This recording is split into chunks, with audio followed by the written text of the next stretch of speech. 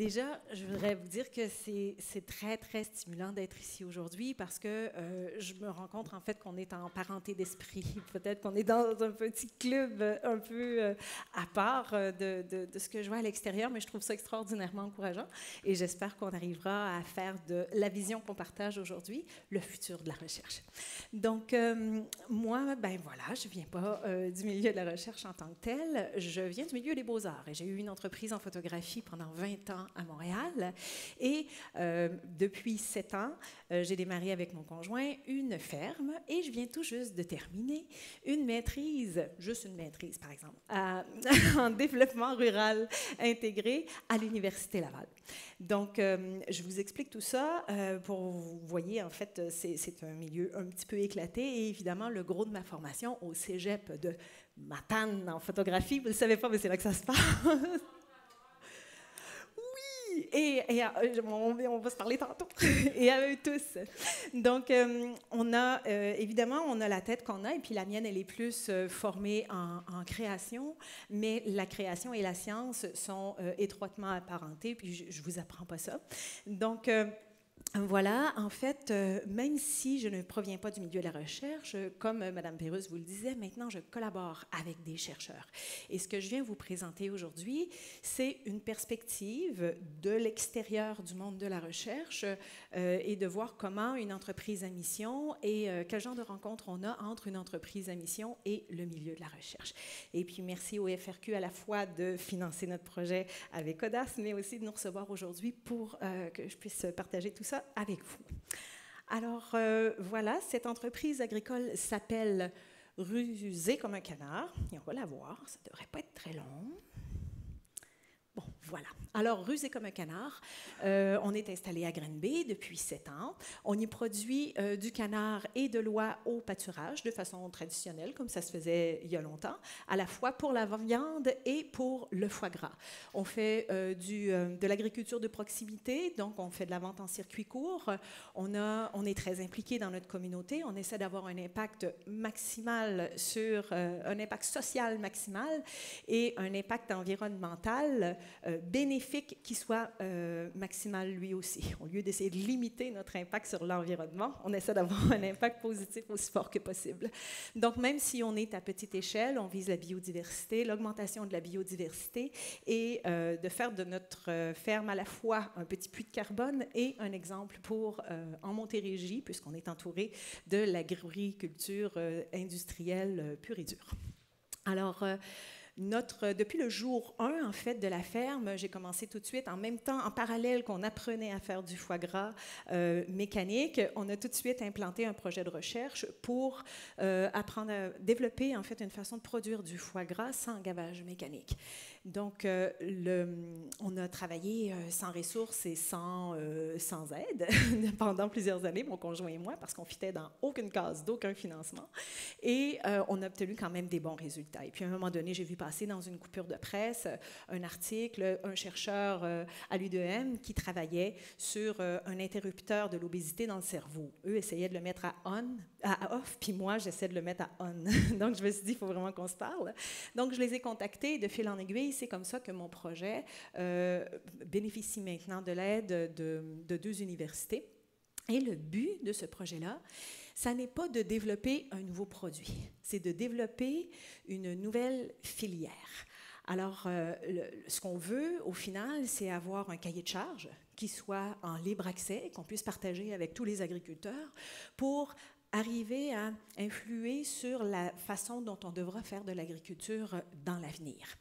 Alors, ce qui nous motive d'agir comme ça, c'est qu'on fait le constat que le monde tel qu'on le connaît, qui est articulé autour d'un modèle économique qui repose sur de la croissance infinie dans un modèle fini, ça ne peut pas durer, et que le monde sera appelé à connaître des transformations très majeures très prochainement. À titre personnel, j'agis toujours en fonction d'un horizon de temps de quelques dizaines d'années, tout au plus. Donc, c'est sûr qu'on est motivé par un sentiment d'urgence et que, en fait, on le fait, mais au nom du bien commun au lieu au nom du profit privé, parce qu'on est persuadé que le profit privé ne veut pas constituer la solution au problème qu'il a lui-même généré. Donc, c'est un autre paradigme. Et comme vous pouvez le voir, on ne fait pas ça, en fait, pour répondre aux nouvelles demandes sociétales. Nous sommes la demande. Nous sommes la nouvelle demande sociétale. C'est déjà ce qu'on demandait comme citoyen. Donc, tel citoyen, tel entrepreneur. C'est dans notre ADN. On ne se pose pas la question si on le fait ou si on ne le fait pas. Alors, c'est sûr qu'on est un peu des ovnis dans le milieu de l'agriculture, dans le milieu aussi de la recherche, parce qu'on ne provient pas du milieu de la recherche, mais aussi on est un ovni dans le milieu de l'entreprise, parce que les gens ils se disent, mais comment ça qu'eux ils sont là avec une espèce de mission? Pourtant, je viens d'une planète très habitée, on parle de plus en plus des entreprises à mission. J'aurais pu vous mettre une kyrielle de coupures de presse qui explique le phénomène, mais je vous en mets une parce qu'elle est récente et locale. Et ça dit, en fait, on y parle de la vague des entreprises à mission, et on dit pour ces entreprises, l'argent n'est plus l'unique objectif. Leur mission est aussi de résoudre des problèmes de société.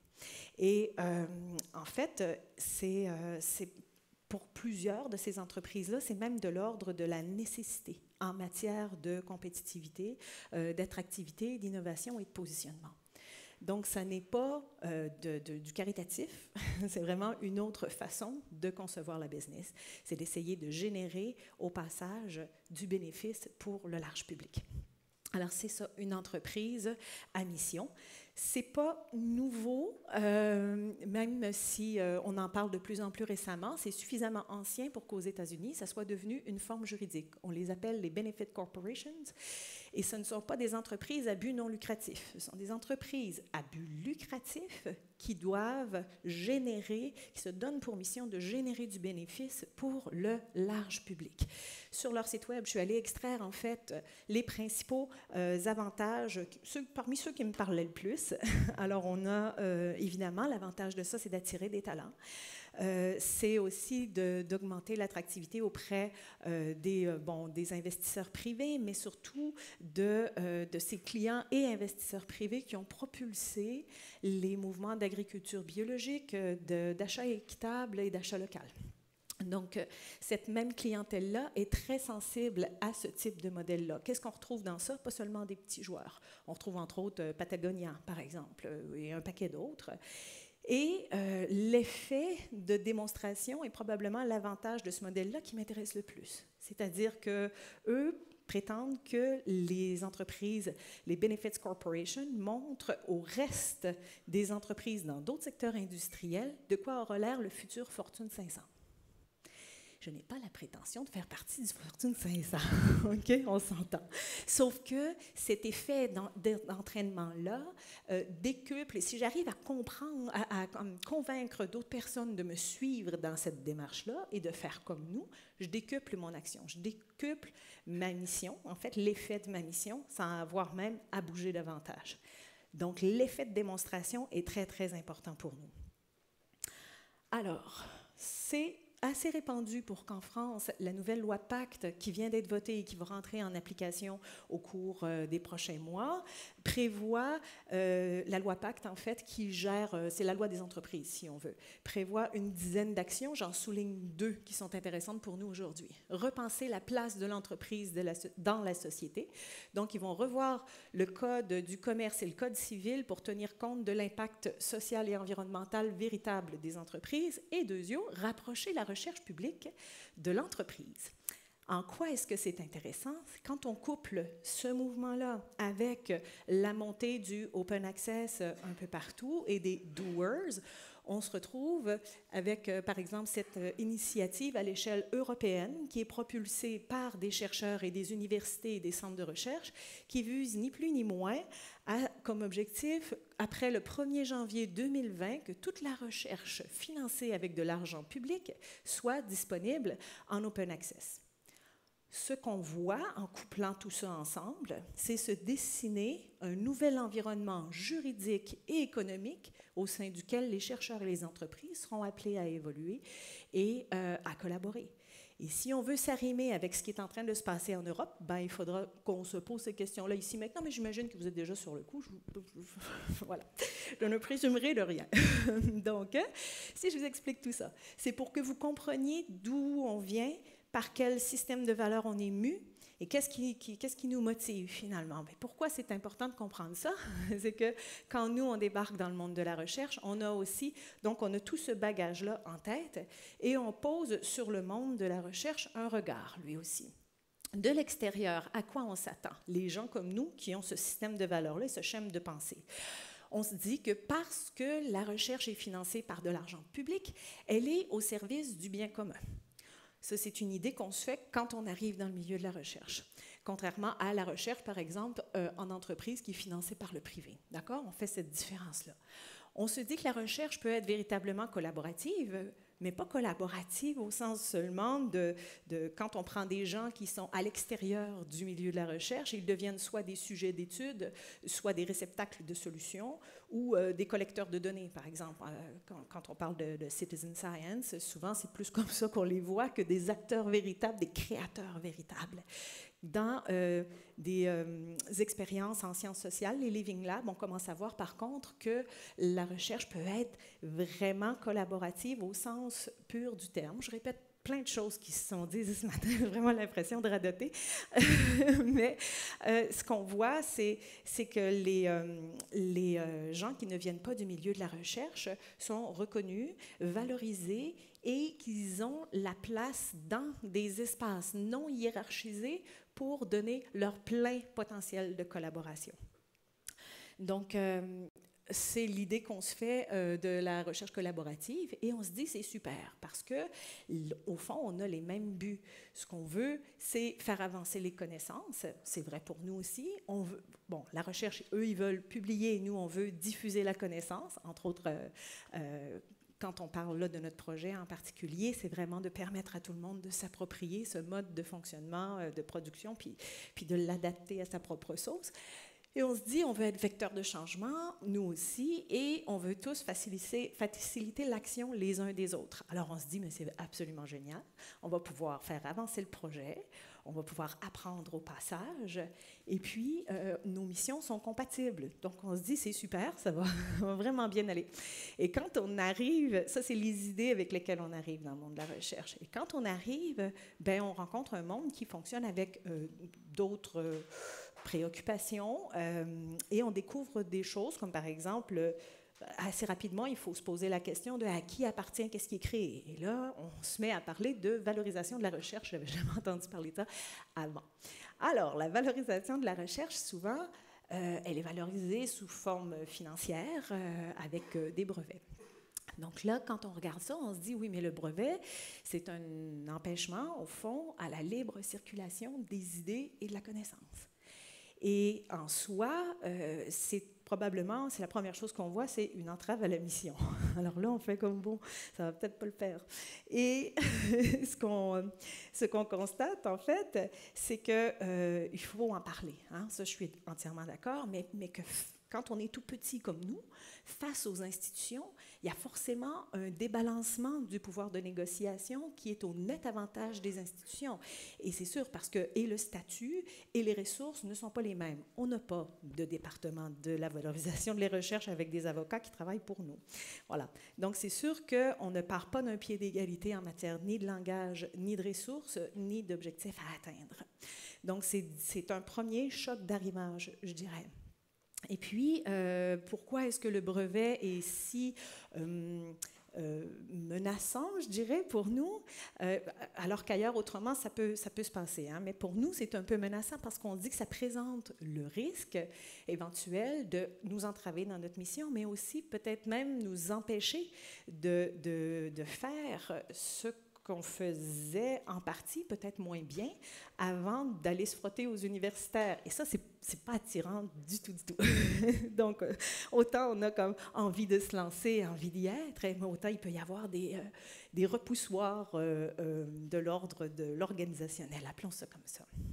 Donc, quand on arrive de l'extérieur avec ce système de valeurs-là et qu'on constate ça, ce qu'on reconnaît, c'est l'influence de l'entreprise conventionnelle et du capitalisme ordinaire sur le monde de la recherche. Et ça, c'est un petit peu la surprise parce que ce n'est pas l'idée qu'on s'en faisait initialement.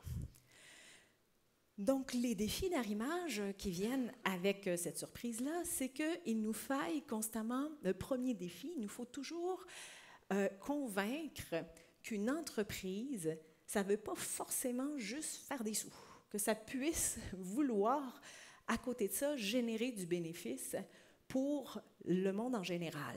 Moi, c'est pour ça que je me lève le matin. Ce n'est pas pour faire des saucissons. Avec quoi je fais mes sous? Avec des saucissons.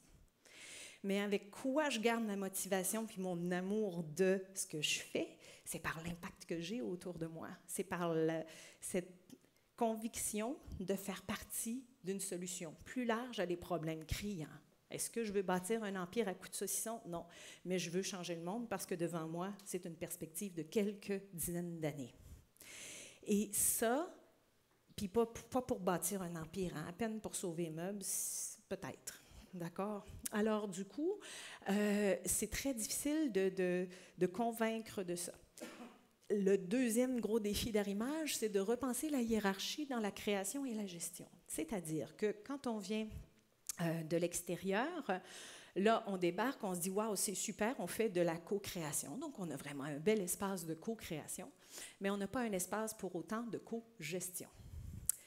Et ça, c'est un problème majeur parce que, évidemment, qui gère? Ben, des gestionnaires qui ont des réflexes de gestionnaire. Alors, qu'est-ce qu'ils font? Ils ramassent cette chose très innovante dans un milieu de co-création absolument fabuleux et ils ramènent tout ça dans une gestion conventionnelle. Alors, on n'est pas beaucoup plus avancé. Et c'est là où la co-gestion, en fait, devient super importante, mais que l'on doit convaincre les gens de lâcher un petit peu le morceau et de dire « Non, mais attends, on va faire ça ensemble et ça va le faire mieux. » Donc ça, c'est très, très difficile.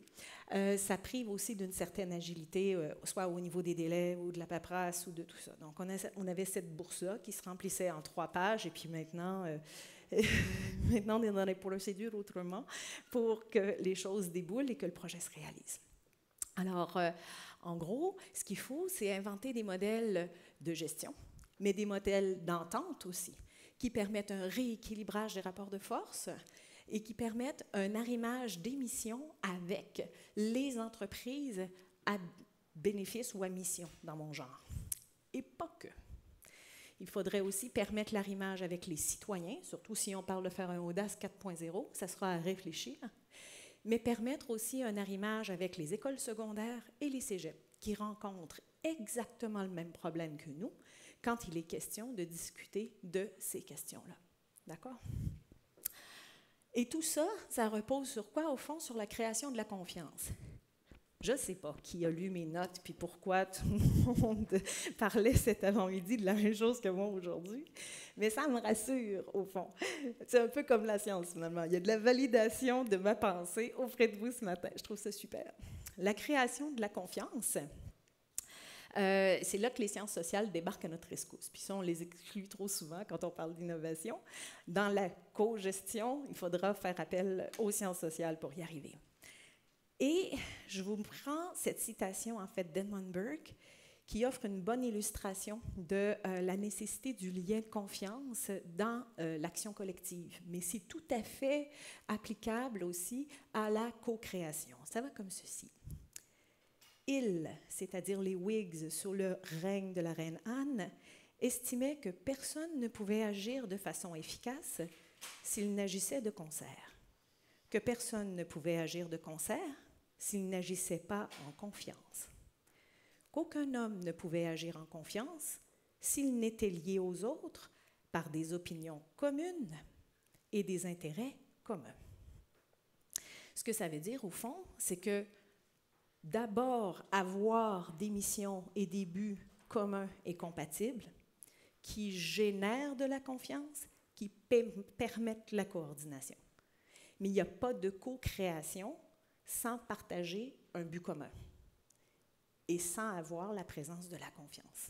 il n'y a aucune co-création possible. Même si on crée des espaces, même si on crée des modèles, cette gestion-là du lien entre les êtres doit être pensée, guidée, organisée, bêtement. Donc, comment on fait pour créer de la confiance? Il faut d'abord déjà reconnaître la valeur de l'autre.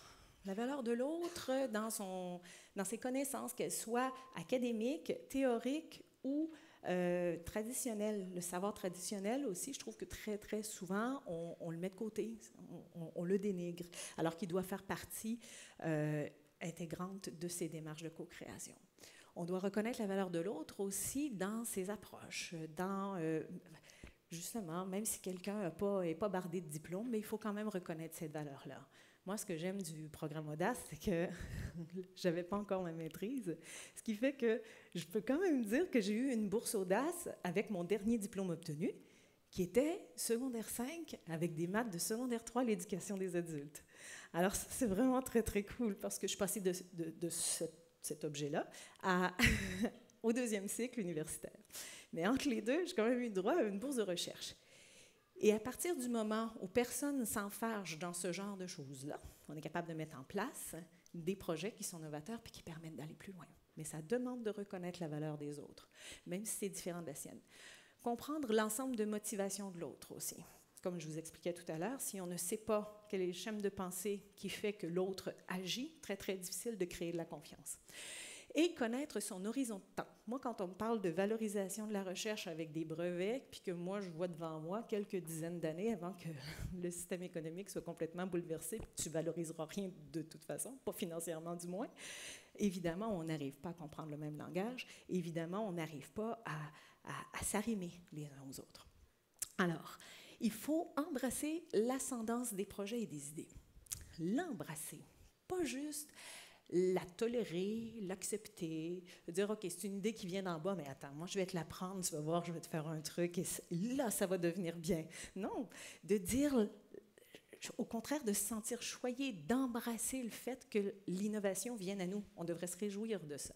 L'innovation part d'un petit peu partout parce qu'elle existe un peu partout. Elle a besoin de la science pour aller plus loin. Puis, elle vient aux scientifiques. Et ça devrait être célébré, embrassé. Et on ne devrait pas juste mettre les mains là-dedans, mais descendre jusque-là, puis travailler dans le matériau, nourrir tout ça de ses propres connaissances, de ses propres passions. Et c'est là où vraiment on arrive à créer de la confiance aussi avec l'autre. Parce que quand j'accepte que les idées viennent du bas, je t'accorde de la valeur. Et ça, c'est important dans la création du lien de confiance. Et il faut faciliter l'action de l'autre.